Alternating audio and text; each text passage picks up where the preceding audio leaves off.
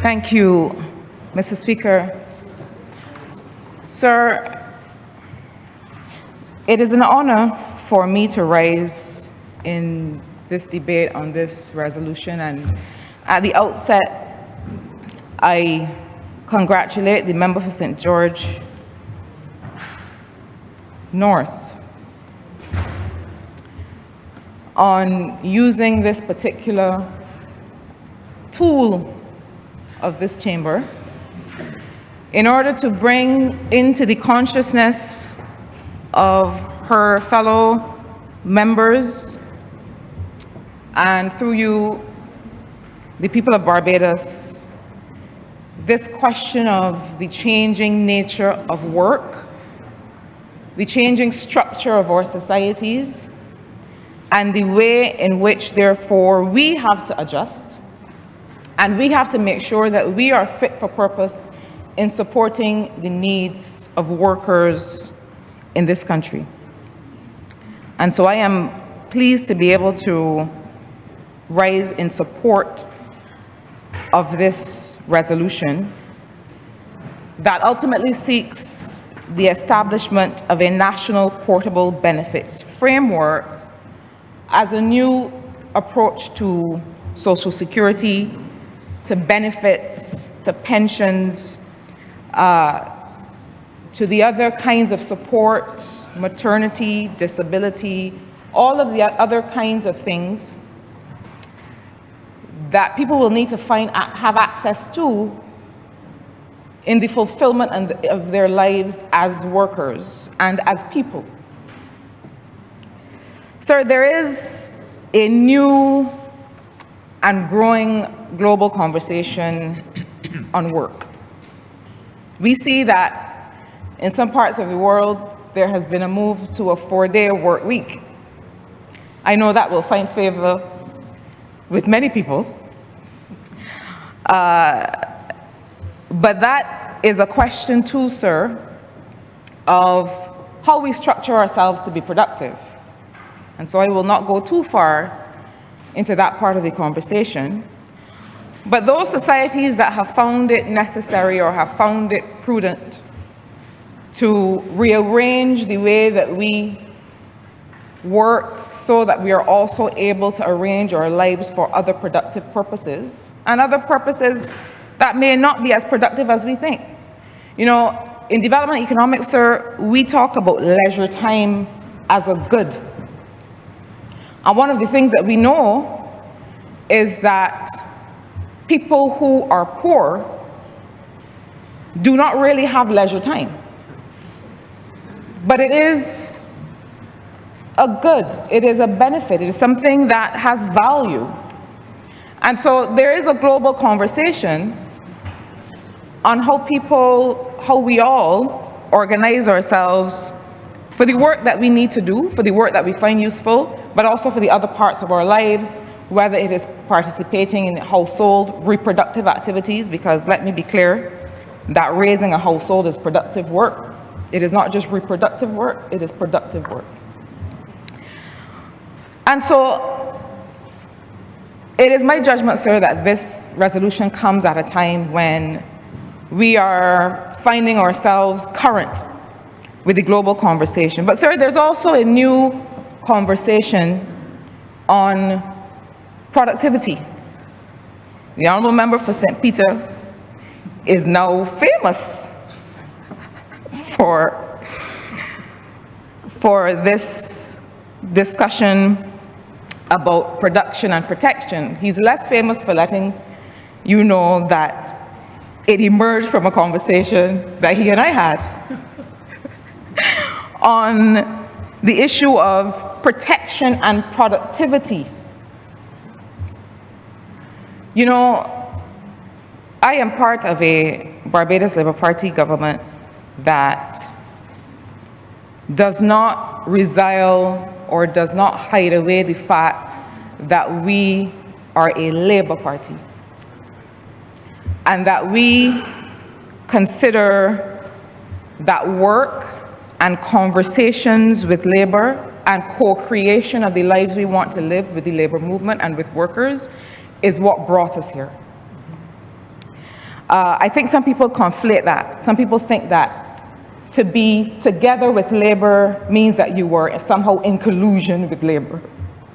That to be together with labor means that somehow labor is less able, or somehow the labor movement is less able to carry out its mandate of protection. That could not be further from the truth. And I think we have to start to modernize the way in which we see government or the state's relationship with the labor movement. We are part of a tripartite system of government. Well, that can only be the ideal way to govern, where labor sits right there at the table with government in considering what are the measures, what are the policies, what are the ways of working that work best for workers at the same time that it works best for the state. And let me emphasize that. At the same time that it works best for the state. So yes, protection, and yes, rights, but also productivity, and also responsibility. Protection and productivity, rights and responsibility. So I start there, sir, because I believe that that is a new conversation that we have to have.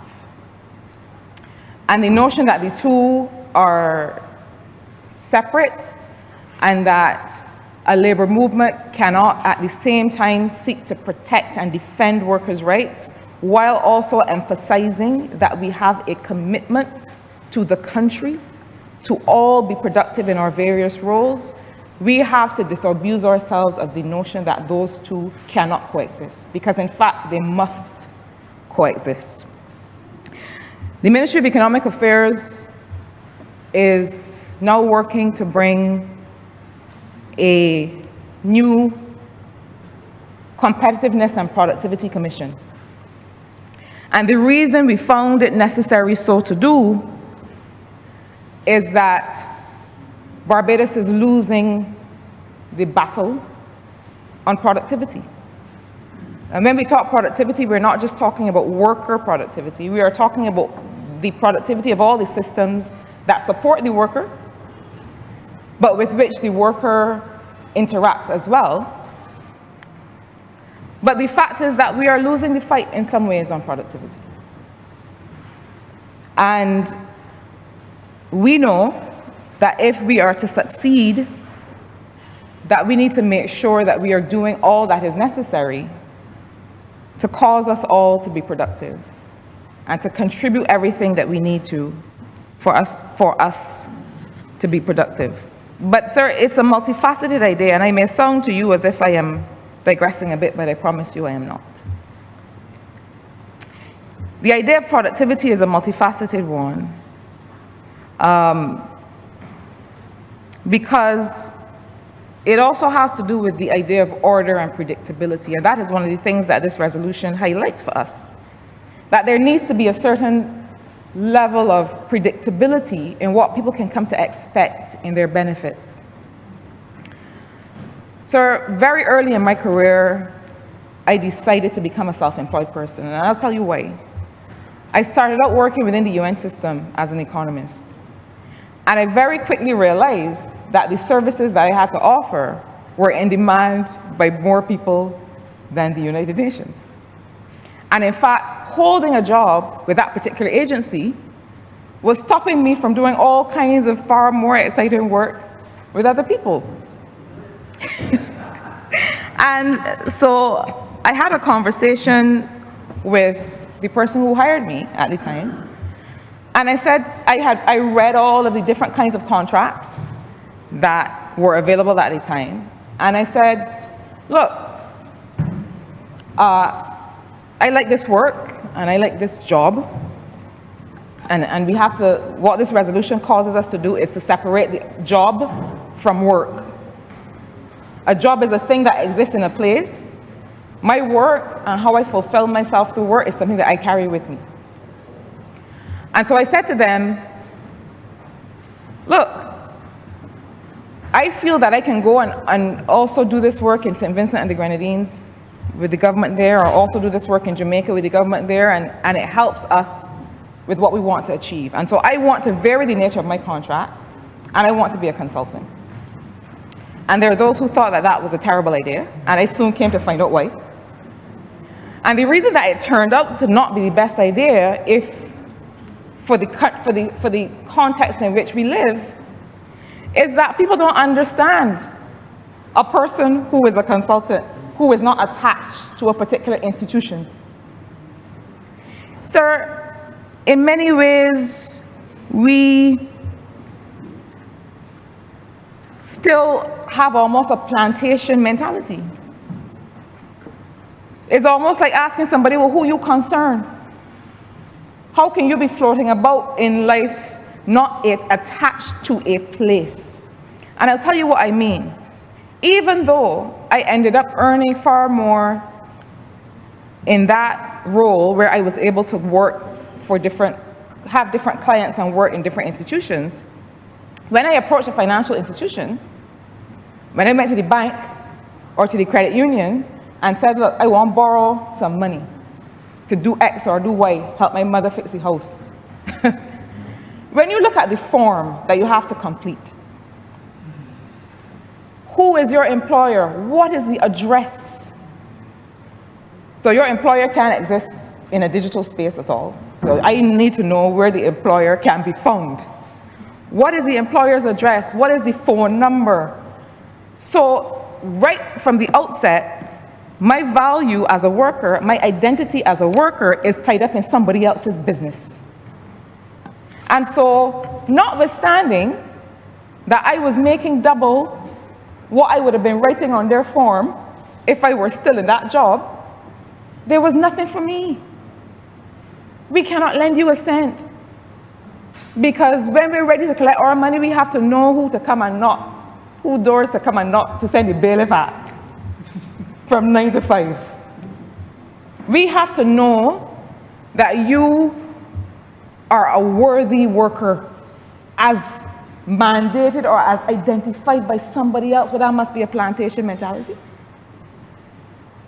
Because you can't believe me that I show you what I've earned over the past 12 months in a consistent way, that I am paying my bills in a reliable way. And so this resolution, why it is so transformational, is that it is not just calling on the National Insurance Social Security Service to act in the ways laid out here, but it is calling on all of us to act as a society to understand how work is changing. It is calling on the financial institutions to act. Because it means that we now have to vary and make more nuanced and make more complex, but sometimes complexity is necessary. Sometimes sophistication in our systems is necessary to be able to accommodate people. Because I will tell you, whether it is construction and people who do steel bending or people who do whatever it is that the work that they do, people who do tiling, people who do, or it is economics and people who are offering services to government, or it is project management. Even when I go and set up a company and I tell them I am the sole director and I am the sole shareholder, they don't trust me. They don't trust me. They want to see something that has been around for 200 years, for 50 years, for 25 years. They want to know that I have a boss who is telling them that I am a worthwhile individual.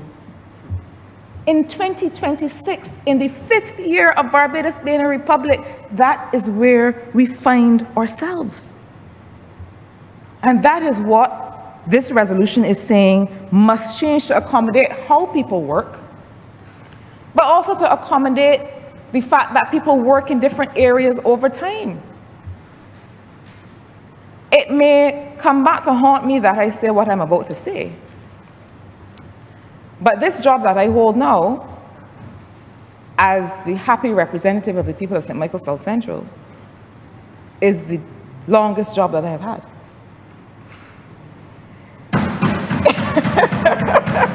And long may it continue.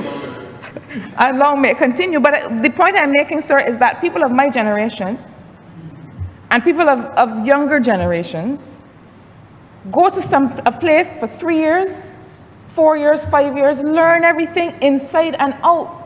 Learn it from top to bottom. Learn how to unlock the door, learn how to mop the floor, learn how to do everything. They may even become the CEO or the head of agency or whatever it is. They learn right through and they say, you know what? I know how this works. I have this covered. I am ready to move on to something else. That is the nature of how people work. I think of my mother, sir, who worked at the knitting mill as a seamstress early on. She also worked, when she became qualified as a nursing assistant, at the geriatric hospital. She also worked as a child care attendant. And she was carrying the work of care throughout different jobs. And so we need to have a social security system that says to people, we are providing services to the worker, not to the job. We're not defining you just in your relationship to a single employer. A system that allows for several different employers to contribute at once. A system that allows more synchronicity or a seamless movement between different jobs to make sure that there's no lapse, there's no lag, I don't have to go and check and recheck and re-register to see what is happening to my benefits. We simply have to make it easier for people to live the lives that they value. And the life that I value might be that I work as a photographer for the Member for Christchurch South, and then I work as a graphic artist for the Member for Christchurch West, and then I also work as an MC for the Member for St. Peter. Collectively, I give one 3 hours a day, I give another one, or I give one 2 days a week, and I give another one 3 days a week. And I know that I am able to have all of that work count. The system that we have now simply doesn't allow for that. And arguably, the system that we have now makes the employer-employee relationship less about the worker and more about the system. As if we are servicing a system. We are not servicing a system, we are servicing people. And so it becomes necessary for us to be able to set ourselves up to be able to service those people. But sir, the member for St. George North will also realize that this calls for a reconsideration of the existing Employment Rights Act. And in preparing, sir, for this debate and in reviewing that legislation, it struck me that it contains a lot of rigidity in its definitions and in the way in which we see this notion of the employer. What does it mean for a person to be an employee? It is quite rigid. And if we are to make way for a system where benefits follow the worker and not the job, then it is going to mean a reconsideration of how we treat that act. It will possibly mean some revisions to the legislation such that we have more, such that it allows for more, admits of more flexibility in some of the definitions and therefore of the treatment of work and people, employer and employee. Quite frankly, consultants have clients. And it may be that a client, collectively with other clients, will have a certain responsibility. But it also is, and I don't say maybe, I say it also is true that the worker has a responsibility. My mother used to have this thing that she would say when I seem clueless about something.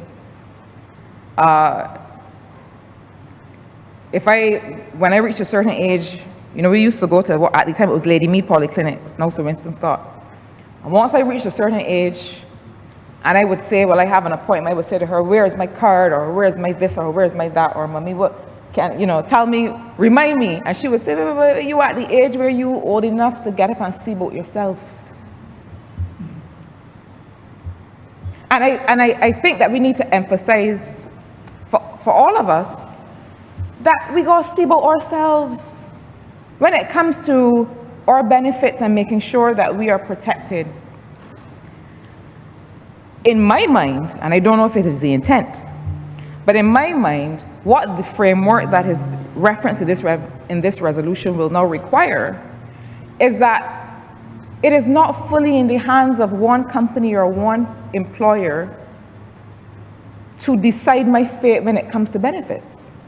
It is now actually more fully in my hands to make sure that whomever are my clients, if I offer services, whomever are my different employers, together with me, I have to make sure that I am covered. I have to take a greater role in taking ownership of the benefits that will eventually accrue to me, or that the benefits that will accrue to me during my time as a worker in whatever, whether it's maternity or sickness benefits or whatever it is. But this framework that this resolution calls for will mean that I, as the individual, have to take greater responsibility for understanding my benefits. It will mean too that the NISSS will also have to intensify its education and public awareness of what benefits exist and how these benefits work. And it will mean further that whatever are the digital systems that exist for people to pay those benefits and to make sure those benefits exist also have to be strengthened. So when we did the work to strengthen the NIS, the social security system, a couple years ago, to expand the ways in which self-employed people could contribute, to expand the benefits to self-employed people, and so on, I believe that that was the first step in getting us to where this resolution takes us. I believe that was the first step in understanding that work is changing, that the nature of work is changing, but I believe that was also the first step in giving people more agency, putting people more in charge of understanding their benefits, and I'll tell you why. All of us in here who represent people and who sit with people weekly, constituents come to us, we know this to be a challenge. That a person will come and say, I have been told by NIS that I do not have sufficient contributions. And they will say to me often, NIS has given me a payment. I am not getting any more than that. I'm not getting a monthly pension. That is a standard consideration. That's a standard conversation that we have all the time. And it says to me that we haven't yet reached the place, and to be fair to many of those individuals, they're at an age where they never got the opportunity to interact much with the NIS system. At least in their working time, it was not as modernized, it was not as accessible perhaps as it is now. But what has happened then is that people reach the pensionable age and realize that even though they have been working all their lives, because contributions were not paid in under certain circumstances, either because they didn't understand the nature of the arrangement, or the employer did not do the right thing, or some combination of those factors, the point is that they get to that point and there is very little recourse. And so a system that now allows for them to easily see that their benefits are following them through all the different phases of their work. I will have people come to me, Mr. Speaker, and say, I worked in that place and that place and that place and this place, but there was never any way to track, or there was never any attention to tracking to make sure that those benefits were following them. And so there has to be, you know, the reason I find this work exciting is that it allows us then to follow the worker through a person's life cycle, so that they're always carrying with them, and that's where the word portability comes in. They're always carrying with them the benefits and the protection that they deserve as workers in this country. But sir, these efforts and this conversation will always come back to productivity. And I started talking about predictability because what this does, what this framework referenced in this resolution does, is it gives people predictability. I know that I have benefits that follow me, notwithstanding where I have worked or for how long or under what arrangements. And predictability, sir. Your Honor, has 2 more minutes. Thank you, sir. Can contribute to productivity. And let me put it in simple terms. If I feel safe in my work, if I know that I'm protected, if I know that I have benefits, then it means that I'm likely to be able to be more productive, because I am less anxious about what will happen if something happens to me. It is the kind of predictability that we keep saying that we want to have in the private sector for investors. It's the kind of predictability that we say that we want to have for all services across government. And I dare say then, sir, that is the kind of predictability that we owe to workers, even as we discuss this question of benefits and how they work. So, sir, all that remains to be said by me is that I am pleased that we are giving this resolution the full length and breadth of debate that it deserves. But I also stand here to commit to the member for St. George North, as I'm sure the member for St. Peter has did when he spoke, that those of us who are in government have to commit through this resolution and through this debate to move this to action. That is the purpose of instruments like this in this House, not just to resolve that it will happen, but to commit our hearts and hands and feet and fingers to making sure that it happens. And sir, as I close, I give that commitment to this honorable chamber. I'm obliged to you.